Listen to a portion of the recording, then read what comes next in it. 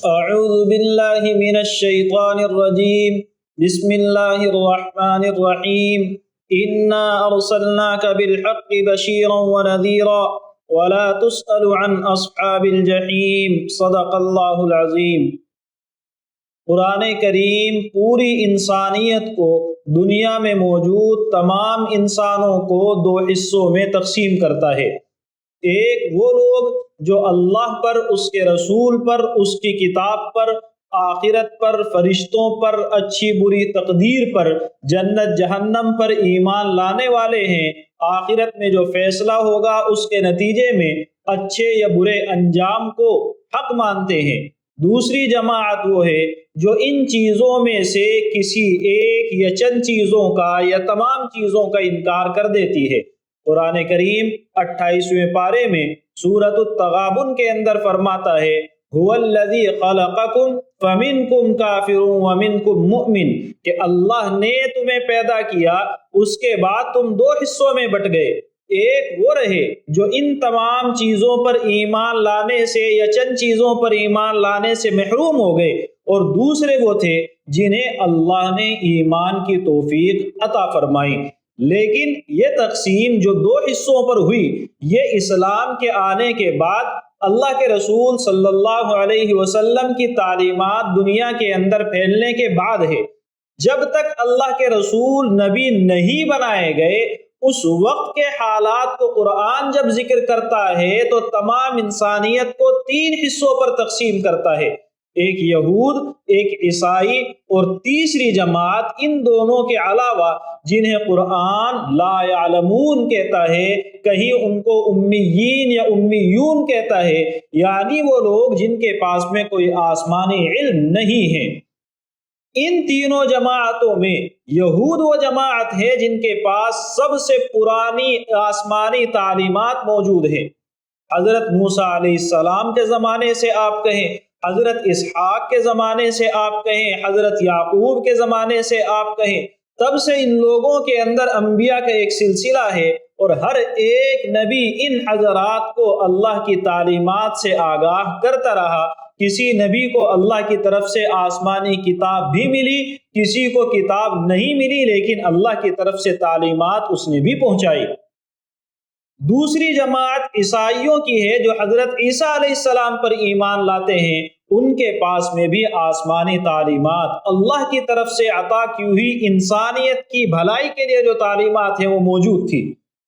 لیکن ان دونوں جماعتوں کا حال کیا ہے؟ قرآن نے 5واں رکوع سورہ بقرہ کا جب شروع ہوتا ہے یا بنی اسرائیل اذکروا، وہاں سے پوری تفصیل کے ساتھ ان یہود کے حالات ذکر کیے ہیں کہ یہ وہ لوگ ہیں جو انبیاء کی تعلیمات کی قدر نہیں کرتے، انبیاء کی باتوں پر ایمان نہیں لاتے بھی ہیں تو اس کے اندر کیڑے زیادہ نکالتے ہیں، اعتراضات، بیہودہ سوالات زیادہ کرتے ہیں، نبی کی وہ باتیں جو ان کے مزاج کے موافق نہیں ہوتی ان باتوں کو ماننے سے انکار کر دیتے ہیں۔ وہ انکار کبھی اس حد تک بڑھتا ہے کہ نبیوں سے دشمنی کرتے ہیں، ان انبیاء کو قتل تک کر دیتے ہیں۔ جب انبیاء ان کے اندر نہیں رہے تو پھر عوام اور علماء ان کے دو حصوں میں تقسیم ہوئے۔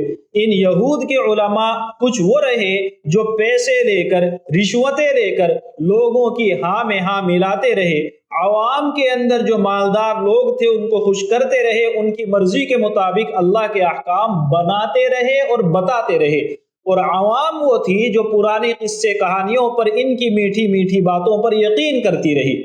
اس طریقے سے یہ لوگ شریعت سے بہت دور چلے گئے اور حق ان لوگوں سے بالکل چھوٹ گیا۔ دوسری جماعت نصارہ کی ہے، یہ وہ لوگ ہیں جنہوں نے خود حضرت عیسیٰ علیہ السلام کو اللہ کا بیٹا کہا، اللہ کے برابر خدائی کے اندر ان کو شریک ٹھہرانے کی کوشش کی۔ تو یہ دو جماعتیں جن کے پاس اللہ کی تعلیمات موجود تھی، ان تعلیمات کی انہوں نے اس درجے ناقدری کی۔ تیسری جماعت جو عام مشرکین ہیں، ان کے پاس میں تو کوئی خدائی تعلیمات ہی نہیں ہے، وہ اگر گمراہی میں جائیں گے تو کس حد تک جائیں گے؟ یعنی انسانیت تین حصوں پر تقسیم، اور تینوں طرح کے لوگ حق کے مخالف، تینوں طرح کے لوگ اللہ سے دور، اللہ کی توحید سرے سے موجود نہیں۔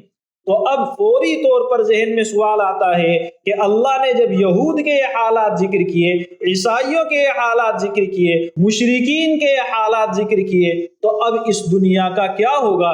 ہدایت کیسے پھیلے گی؟ اللہ کی صحیح تعلیمات ہمیں کیسے ملے گی؟ ہم اللہ کو کیسے پہچانیں؟ تو اللہ نے فرمایا اِنَّا أَرْسَلْنَاكَ بِالْحَقِّ بَشِيرًا وَنَذِيرًا۔ تو حقیقت میں یہ آیت اس سوال کا جواب ہے کہ جب پوری انسانیت، یہود الگ راستے پر بھٹک رہے ہیں، عیسائی الگ راستے پر بھٹک رہے ہیں، اور دوسرے مشرکین جن کے پاس میں آسمانی تعلیمات نہیں، وہ الگ ہی راہ پر چل رہے ہیں، تو انسانیت کا کیا بنے گا؟ اللہ نے فرمایا اے نبی، یقیناً ہم نے آپ کو حق دے کر کے بھیجا ہے اس حالت میں کہ آپ ماننے والوں کو، اطاعت کرنے والوں کو نعمتوں کی، مغفرت کی، جنت کی بشارت دینے والے ہیں، اور نہ ماننے والوں کو اللہ کے عذاب سے ڈرانے والے ہیں۔ یعنی یہ جو سوال تھا کہ کس طریقے سے انسانیت بچے، اس کا جواب اللہ نے دیا کہ اس نبی کو جو ہم نے بھیجا ہے وہ اسی لیے بھیجا ہے کہ وہ انسانیت کی صحیح رہنمائی کرے۔ چنانچہ اللہ کے رسول صلی اللہ علیہ وسلم نے پوری توجہ، پوری محنت، پوری لگن کے ساتھ اپنے رات دن کے راحت و آرام کو قربان کر کے، اللہ سے دعائیں مانگ مانگ کر کے، لوگوں کے پتھروں کو کھا کھا کر کے، ان کی گالیاں، ان کے ظلم و ستم کو سہ کر کے، یہ قرآن کا پیغام، اللہ کا پیغام لوگوں تک پہنچایا۔ اس حد تک پہنچایا، اس حد تک پہنچایا کہ جس اللہ نے کہا تھا کہ اے نبی آپ ان لوگوں کو پوری محنت کے ساتھ سمجھائیں، وَجَاهِدْهُمْ بِهِ جِهَادًا كَبِيرًا، 19ویں پارے کے اندر یہ آیت آ جائے گی۔ جو اللہ یہ فرماتا ہے وہی اللہ تسلی دیتا ہے۔ فَلَعَلَّكَ بَاخِعٌ نَفْسَكَ عَلَىٰ آثَارِهِمْ، ایسا لگتا ہے آپ اپنے آپ کو ان کے پیچھے ہلاک کر ڈالیں گے۔ آپ تو ان لوگوں کی پرواہ میں ایسے لگ گئے ہیں کہ اپنے آپ کو بھول چکے ہیں۔ اے نبی، ان لوگوں کا انجام کیا ہوگا اس سے آپ کو فرق نہیں پڑے گا۔ وَلَا تُسْأَلُ عَنْ أَصْحَابِ الْجَحِيمِ، یہ لوگ جہنم کے حقدار بن رہے ہیں، ان کے بارے میں آپ سے سوال نہیں ہوگا۔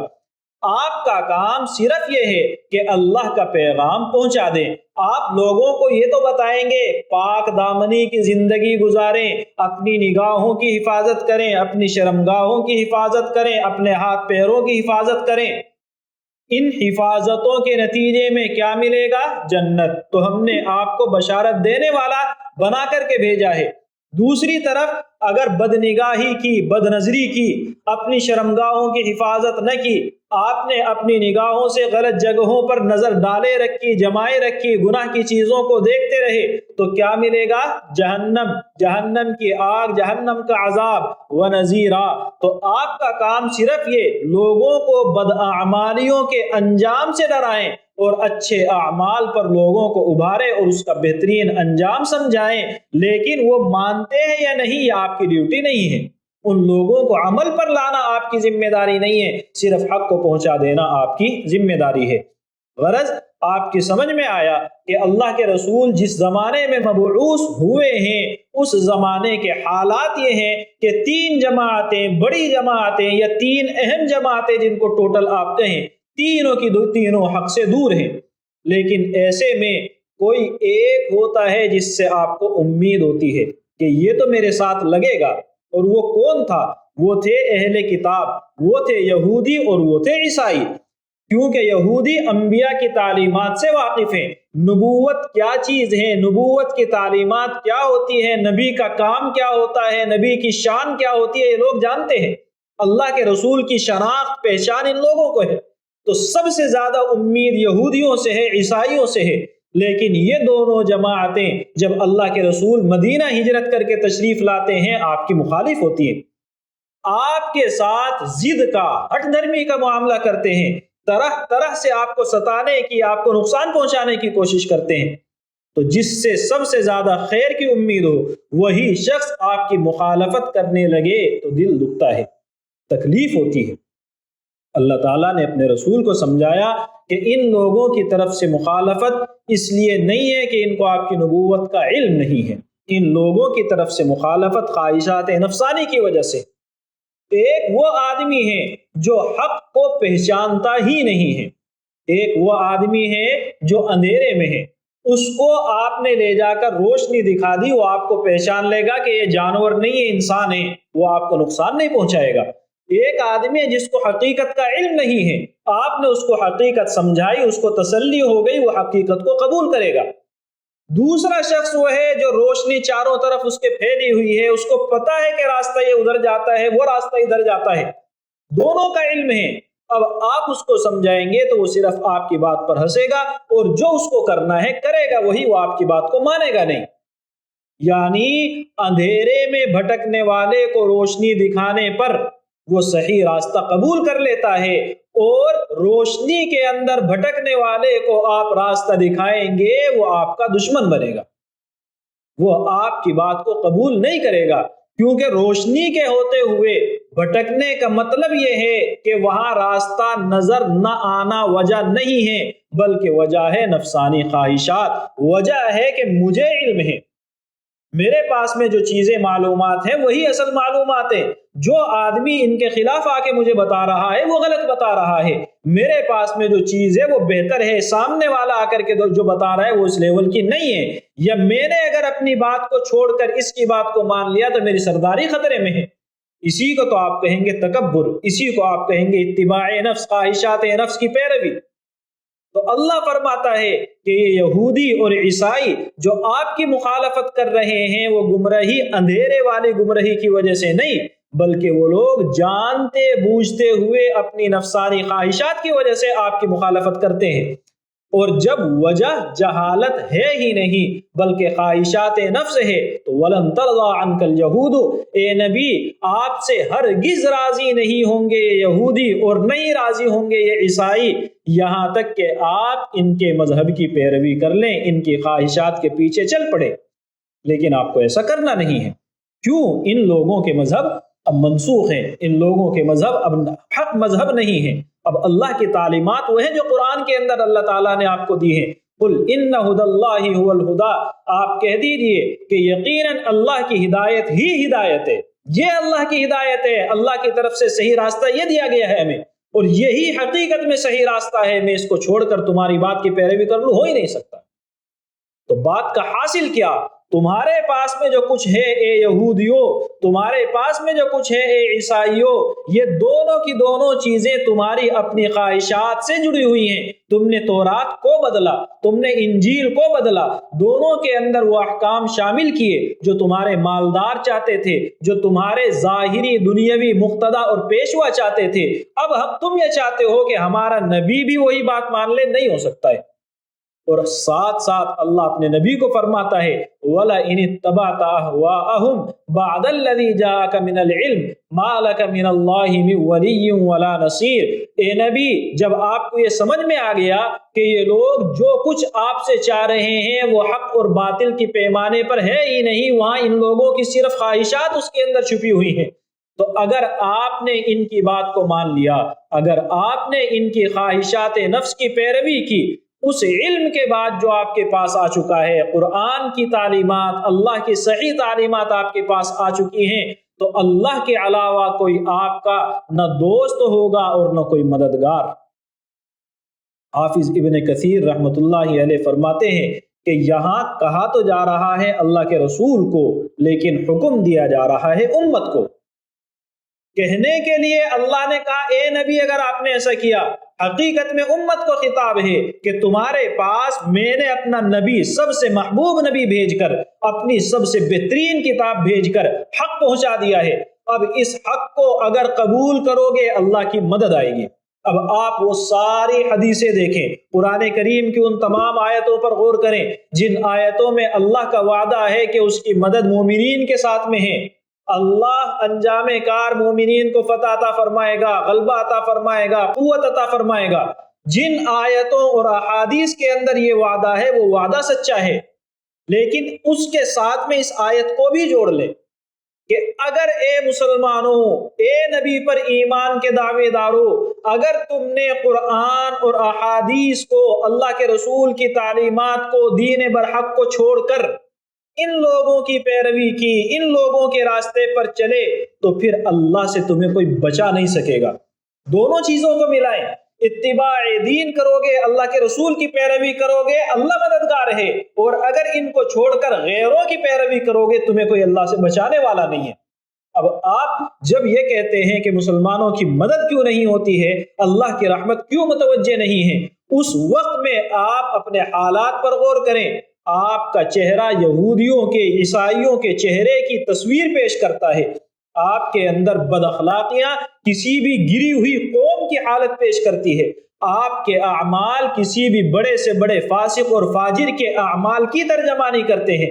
آپ کے جو عقائد ہیں وہ اب سے پہلے گمراہ لوگوں کے عقائد سے ملتے ہوئے جا رہے ہیں۔ نتیجہ پھر یہ کیسے ہو سکتا ہے کہ صحابہ کی طرح مدد آئے؟ نتیجہ وہی ہوگا جو ان لوگوں کا حشر ہوا ہے کہ اب اللہ کی مدد نہیں آئے گی، لوگوں کے سامنے گڑ گڑانا پڑے گا۔ اللہ کی مدد چاہیے تو وہی راستہ اتباع رسول ہونی چاہیے، سنت رسول آپ کی زندگی کے اندر ہونی چاہیے، اللہ کے حکم پر لبیک کہنے کا جذبہ اور عمل لبیک کہنا آپ کے اندر آنا چاہیے۔ اللہ نے فرمایا الذین آتیناہم الکتاب یتلونہ حق تلاوتہ۔ جب یہ سمجھ میں آ گیا اے نبی آپ کے ساتھ میں جو لوگ ہیں وہ سب آپ کے مخالف ہیں، کیونکہ وَلَن تَرْضَىٰ عَنْكَ الْيَهُودُ یہ جو آیت ہے مدینے کی ابتدائی زندگی کے اندر نازل ہونے والی آیت ہے۔ اس وقت میں یہود بھی مخالف ہیں، اس وقت میں عیسائی بھی مخالف ہیں، اس وقت میں عرب کا عام ماحول بھی نبی کا مخالف ہے۔ ایسے وقت میں ایک آدمی ایک پیغام ساری انسانیت کو پہنچانے کا ذمہ دار ہے۔ جب کوئی ساتھ نہ دے اکیلا آدمی کیا کرے گا؟ آپ جتنے چاہیں عزم اور حوصلے کے مالک ہوں، آپ جتنے چاہیں طاقتور ہوں، آپ جتنے چاہیں نیک دل انسان ہوں، آپ اکیلے کیا کریں گے ساری انسانیت کے لیے؟ تو اللہ نے فرمایا آپ اکیلے نہیں ہیں، آپ کا ساتھ دینے والے آئیں گے۔ یہ لوگ ساتھ نہیں دیں گے لیکن دوسرے آئیں گے۔ الذین آتیناہم الکتاب جن لوگوں کو ہم نے کتاب دی ہے وہ اس کو یعنی قرآن کریم کو ایسے پڑھتے ہیں جیسے اس کو پڑھنے کا حق ہے۔ کون لوگ ہیں؟ صحابہ کرام ہیں۔ صحابہ کرام کی جماعت ہم آپ کو دیں گے، آج 4 ہیں، کل 10 بھی ہوں گے، پھر 100 بھی ہوں گے، ہزاروں بھی ہوں گے۔ یہ لوگ ہوں گے جو آپ کے ساتھ لگیں گے اور یہ قرآن کا حق ادا کریں گے، قرآن کے احکام کو اپنی زندگی سے اپنے سینے سے لگا لیں گے، اور جب یہ لگائیں گے تو آپ کو سمجھ میں آئے گا کہ آپ کا مشن بہت بڑا ہے، لیکن اللہ اس مشن میں آپ کو اکیلا چھوڑنے والا نہیں ہے۔ گویا کہ بات وہ جو حضرت شاہ ولی اللہ محدث دہلوی رحمۃ اللہ علیہ فرماتے ہیں کہ اللہ نے ایک بعثت آپ کو عطا فرمائی، آپ کو نبی بنایا، دوسری بعثت آپ کی امت کے طور پر آپ کو عطا فرمائی ہے کہ یہ امت ہوگی جو آپ کا ساتھ دے گی۔ تو نبی آپ اکیلے نہیں ہیں، اللہ آپ کے ساتھ ہے، اللہ کے اوپر ایمان لانے والی یہ مقدس جماعت آپ کے ساتھ میں ہے۔ اولئک یؤمنون بی یہ وہ لوگ ہیں جن کا ایمان حقیقت میں قرآن پر ہے، قرآن پر ایمان کا حق ان لوگوں نے ادا کیا ہے، اور یہ یہودی ایمان نہیں لائیں گے، نہ لائیں، عیسائی ایمان نہیں لاتے ہیں، نہ لائیں۔ وَمَن يَكْفُرْ بِهِ فَأُولَئِكَ هُمُ الْخَاسِرُونَ جو شخص قرآن کا انکار کر دے گا نقصان اس کا ہے، دنیا بھی برباد ہوگی، آخرت بھی برباد ہوگی۔ اس لیے آپ ان لوگوں کی طرف سے ملول نہ ہو، آپ ان لوگوں کی طرف سے رنجیدہ نہ ہو۔ یہ تفسیر اس آیت کی وہ ہے جو حضرت قتادہ رحمۃ اللہ علیہ نے فرمائی ہے۔ عام مفسرین نے جس تفسیر کو اختیار کیا اس کا حاصل یہ کہ سارے یہودی ایک جیسے نہیں ہیں، کچھ وہ بھی ہیں جو تورات کو صحیح معنی میں پڑھتے ہیں، تورات کو ایسے پڑھتے ہیں جیسے اس کے پڑھنے کا حق ہے، اور وہ لوگ قرآن پر ایمان لاتے ہیں۔ چنانچہ وہ حق پرست جماعت یہود میں بھی موجود ہے، گو اکثریت ایسی نہیں ہے۔ وَمَن يَكْفُرْ بِهِ اور وہ اگر اکثریت ایمان نہیں لاتی تو نہ لائیں، جو شخص اس کا انکار کر دے گا وہی لوگ ہیں نقصان اٹھانے والے۔ غرض یہ 3 آیتیں ہم نے ابھی پڑھی ہیں۔ پہلی آیت کا حاصل یہ کہ جب ساری انسانیت 3 فرقوں میں بٹ کر کے گمراہی کے راستے پر چل پڑی تو انسانیت کا بنے گا کیا؟ اللہ نے فرمایا اِنَّا أَرْسَلْنَاكَ بِالْحَقِّ بَشِيرًا وَنَذِيرًا اے نبی ہم نے آپ کو اسی لیے تو بھیجا ہے کہ اس انسانیت کو بچائے۔ لیکن جب آپ نے دیکھا ان لوگوں کو سمجھانے کی کوشش کی تو پھر جن سے سب سے زیادہ امید تھی یہود اور نصارہ کی جماعت، انہوں نے سب سے زیادہ مخالفت کی، تو اللہ نے فرمایا کہ ان کی مخالفت آپ کے غلط ہونے کی وجہ سے نہیں ہے، مخالفت خواہشات نفس کی وجہ سے ہے، مخالفت اس لیے کہ ان کی من مرضی نہیں ہو رہی ہے، جو یہ چاہتے ہیں وہ آپ نہیں کر رہے، اس لیے آپ سے دشمنی ہے۔ اس لیے آپ ان لوگوں کے چکروں میں نہ آئے، آپ اپنے کام پر لگے رہیں۔ اے اللہ میں کام پر لگا رہوں گا لیکن اکیلا کام کیسے سنبھالوں گا؟ اللہ نے فرمایا الذین آتیناہم الکتاب، ہم صحابہ کی جماعت آپ کو دیں گے اور یہ جماعت آپ کے ساتھ لگے گی، آپ کے لیے حق کو پہنچانا آسان ہو جائے گا۔ اللہ تعالیٰ مجھے بھی آپ کو بھی سمجھنے کی، قدر کرنے کی، عمل کرنے کی توفیق عطا فرمائے۔ وآخر دعوانا ان الحمد للہ رب العالمین۔